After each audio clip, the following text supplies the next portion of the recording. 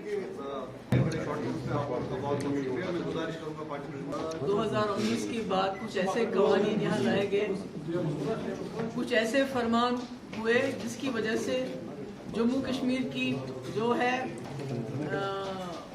बेहद ज़्यादा जो है डिसएम्पावरमेंट हुई, चाहे वो हमारा जो स्टेट सब्जेक्ट का कानून हो जिसकी वजह से हमारी जो लैंड है, लैंड लॉज चेंज किए गए, हमारे एम्प्लॉयमेंट लॉज, हमारे समझ लीजिए कि हमारी जो ज़मीन है, हमारे जो जॉब्स हैं they are put on sale, हमारे यहाँ जो ज़मीनें हैं एक्वायर की जाती हैं, उसके बाद पहली प्रेफरेंस होती है सिक्योरिटी फोर्सेस को दी जाती है, दूसरी प्रेफरेंस होती है कि इसको कोई इंडस्ट्रियलाइजेशन के लिए करे। हालांकि 3 साल हो गए हमने कहीं कोई इंडस्ट्री बनते हुए अभी तक नहीं देखी।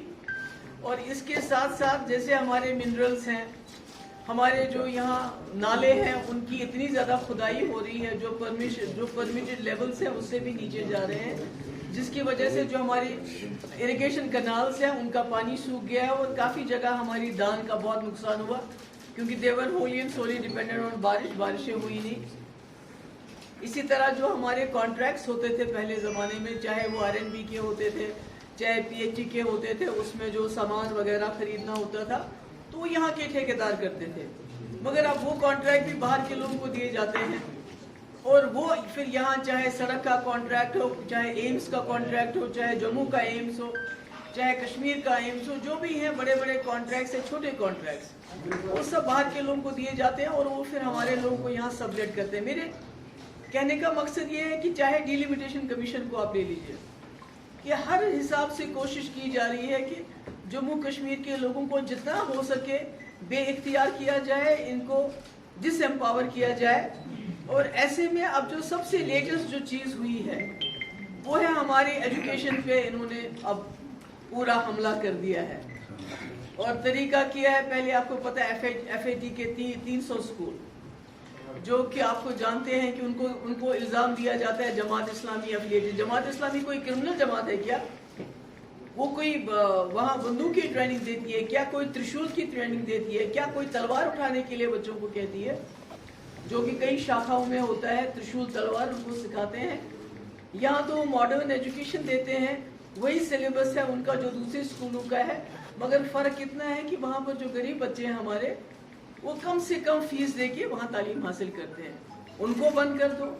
उसके बाद जो हमारे स्कूल गवर्नमेंट लैंड में है उनको बंद कर दो, यानी कि हमारे लाखों बच्चे और हजारों की तादाद में हमारे जो स्कूल के टीचर हैं they will be left helpless. तो करना क्या चाहते हैं? कहीं ना कहीं ये हमारे लोगों के जो बच्चों की तालीम उनसे छीनना चाहते हैं। तो इसमें अजीब बात यह है कि हमारी जमीन जो घास चराई है दूसरी है वो लेके सिक्योरिटी फोर्सेस को दी जाती है, मगर स्कूल जहां बने हैं 10, 20, 30, 40 साल से उनको कहते हैं कि आप जी स्कूल बंद कर दो और जमीन हमें वापस कर दो। तो मुझे लगता है कि ये बहुत ज्यादती हो रही है, क्योंकि अब कोई बात करे तो कैसे करे? एक तरफ से कहते हैं हालात ठीक है, दूसरी तरफ से NIA के छापे, आपके ED के छापे, आपके ACB के छापे, आपके SIA के छापे, रोज कई बिजनेसमैनों को काम नहीं करने देते हैं, रोज नौजवानों को पकड़ के कहाँ रखते हैं, उनको क्या रखते हैं, कोई हिसाब किताब नहीं। मेरी तो इस गवर्नमेंट से ये कहना चाहती हूँ मैं कि जो आप हमारे नौजवानों को पकड़ के लेते हो उनका हिसाब दीजिए कि वो कहाँ है, क्या है, उनके नाम, कौन से जेल में। क्योंकि आपको मालूम होगा अभी हाल ही में सदर में जब एक सोमो में ब्लास्ट हुआ, और वो भी क्यों हुआ? क्योंकि मेरे पास कई लोग शिकायत लेके आते हैं कि जो वहाँ कैंप वाले हैं शुपियान में, वो जाके लोगों के घरों से उनकी गाड़ियां ले लेते हैं, उनके सोमो ले लेते हैं, कोई दूसरी गाड़ियां ले लेते हैं और उसको दिन भर इस्तेमाल करते हैं। उस पर ब्लास्ट हुआ, एक लड़का शौकत अहमद शेख को पकड़ के ले गए, उसको वहाँ रिमांड ले लिया थाने में उसका, और उसके बाद 10 दिन हो गए तो कहा कुपवारा में एनकाउंटर में मारा गया। मुझे ये बताइए, जो पुलिस कस्टडी में एक लड़का है शौकत अहमद शेख जो ड्राइवर है बेसिकली, तो वो कुपवारा कहाँ पहुंच गया जहां उसको एनकाउंटर में मारा गया? तो ये जो चांस एनकाउंटर्स होते हैं, चांस एनकाउंटर्स में सिविलियंस को मारा जाता है اس کے بعد ان کی ڈیڈ باڈیز بھی نہیں دی جاتی ہے. ہمارے انسٹیٹیوشنز ختم کر دیے انہوں نے. ابھی عامر ماگرے کے لیے آپ کے کورٹ نے بولا کہ اس کو باڈی ملنی چاہیے, اب اس کی بھی نہیں سنتے ہیں, یہ کسی چیز کی نہیں سنتے ہیں. تو ایسے میں مجھے لگتا ہے کہ اور اوپر سے ابھی ہمارے جو وائس رائے صاحب ہیں انہوں نے یہ کہا کہ گورنر صاحب انہوں نے یہ کہا کہ جو ہم مفت میں بجلی نہیں دیں گے. ارے یہاں تو 2 بلب ہوتے ہیں گھروں میں, وہ 800 روپے دیتے ہیں. ہماری ریاست کی بجلی تو آپ پورے ملک میں خرچ کرتے ہو. آپ نے پنجاب میں بجلی فری کر دی, آپ نے دلی میں بجلی فری کر دی, آپ اور جگہ بجلی فری کرتے ہیں. 80% لوگوں کو آپ فری راشن دیتے ہیں. ہم تو کچھ بھی فری نہیں مانگتے ہیں, مگر ہمیں ہمارا ہی پاور واپس دے دو. بجائے واپس دینے کے جو ہمارا پاور آپ لیتے ہو, آپ کہتے ہو کہ آپ مفت میں بجلی آپ کو نہیں ملے گی. تو میں سمجھتی ہوں کہ یہ چیزیں ان کو دیکھ لینی چاہیے. مگر سب سے بڑی بات جو ہے, میں جو روز میں سنتی ہوں کہ آج 2 لڑکے 3 لڑکے 4 لڑکے ہمارے روز جو ہے جاں بحق ہوتے ہیں. اس کا مطلب ہے کہ جو ہماری یہاں لوکل ریکروٹمنٹ بہت زیادہ ہو رہی ہے. تو میری ایک گزارش ہے اور یہاں کے والدین سے اور ان بچوں سے, بھائی اپنی جانیں بچاؤ, کیونکہ ان کے لیے آپ کو مارنا ایک انسینٹیو ہے. ان کو پیسہ ملتا ہے, ان کو پروموشن ملتا ہے. اس وقت جموں کشمیر مصیبت میں ہے. ہمیں آنے والے وقت میں آپ کی ضرورت ہے, یہاں کے جوانوں کی ضرورت ہے, یہاں کے بچوں کی ضرورت ہے. اس لیے یہ بندوق مت اٹھاؤ. ان کو اس طرح آپ کو روز 4 5 لوگوں کو, یہ جس کو 2 دن بھی نہیں ہوتے ہیں ملیٹنسی جوائن کی ہے, اس کو بھی مار دیتے ہیں. جس نے ملیٹنسی جوائن نہیں بھی کی اس کو وہاں سے شوپیان تھانے سے لے کے کپوارہ کیسے پہنچایا, کیسے اس کو مار دیا. تو میری گزارش یہی ہوگی سب سے کہ بھئی یہ کام ٹھیک نہیں, اس کو آپ کو چھوڑ دینا چاہیے. اور کشمیری پنڈت جو ابھی بھی ہمارے لگے ہوئے ہیں ہڑتال میں, جب میرے ٹائم میں حالات خراب ہو گئے تھے, حالانکہ اس وقت خدا نہ خواستہ خوش قسمتی سے کوئی پنڈت مارا نہیں گیا, مگر اس کے باوجود ہم نے 17 مہینے ان کو گھر بیٹھ کے تنخواہ دی. آج وہ اتنے دنوں سے ہڑتال پہ ہے. اور میں پھر سے ایک بار گزارش کرتی ہوں اپنے لوگوں کو, اپنے جو ہمارے مولویز ہیں, کہ آپ بھی مسجدوں میں کہیے یہ ہمارا اثاثہ ہے, کشمیری پنڈت ہمارا اثاثہ ہے. بی جے پی جب بھی یہاں کچھ غلط ہوتا ہے تو وہ اس کو ہم کو بدنام کرنے کے لیے اس کو استعمال کرتی ہے. ہم اپنے اثاثوں کو سنبھالیں, اپنے کشمیری پنڈتوں کو سنبھالیں, اپنے سرداروں کو سنبھالیں. یاترا آنے والی ہے, اور یاترا کے لیے جو انہوں نے ایسا ماحول بنایا جیسا کوئی حملہ ور آنے والا ہے. ارے یہ یاتری ہے, ہمارے مہمان ہیں, سینکڑوں سالوں سے تو ہم ان کی دیکھ بھال کرتے ہیں. تو آپ نے تو ایسے اتنے ناکے لگائے ہوئے ہیں جیسے پہلی بار یاترا ہو رہی ہے.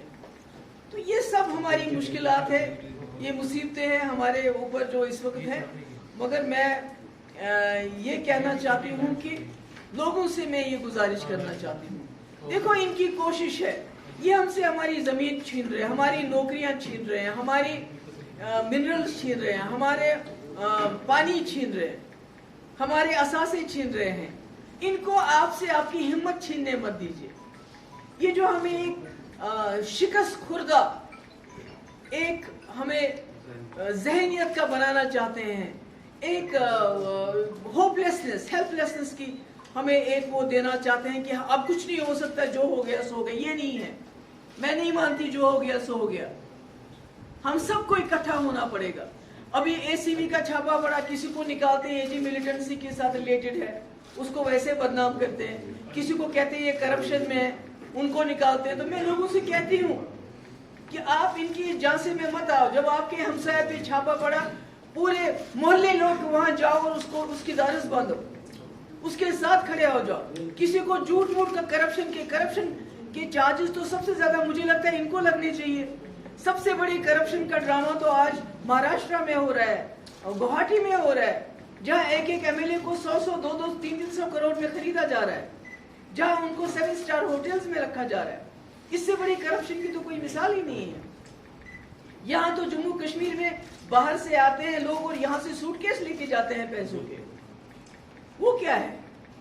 تو اس لیے جب بھی آپ کے محلے میں, آپ کی جگہ کہیں کسی ملازم کو ملیٹنسی کے نام پہ نکال دیتے ہیں, करप्शन के नाम पे निकाल देते हैं और कोई झूठा इल्जाम, अगर करप्शन प्रूव हो जाए कोर्ट में निकाल दीजिए, बेशक निकालिए, हमने भी निकाले अपने वक्त में, मगर ये क्या हो गया कि भाई नाम आ गया तो इसको निकाल दो, ये इसमें तो वहाँ के लोगों को, वहाँ के हमसायों को, उन लोगों के पास जाना चाहिए, उनको हिम्मत देनी चाहिए, क्योंकि ये चाहते हैं कि हम एक दूसरे के लिए अनटचेबल बने।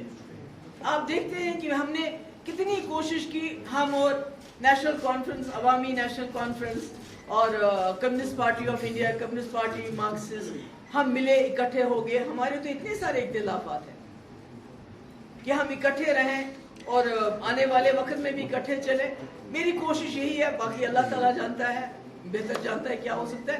तो मेरी लोगों से आज आप सबको बुलाने का मेरा सबसे बड़ा मकसद ये है कि लोगों को हिम्मत नहीं हारनी है।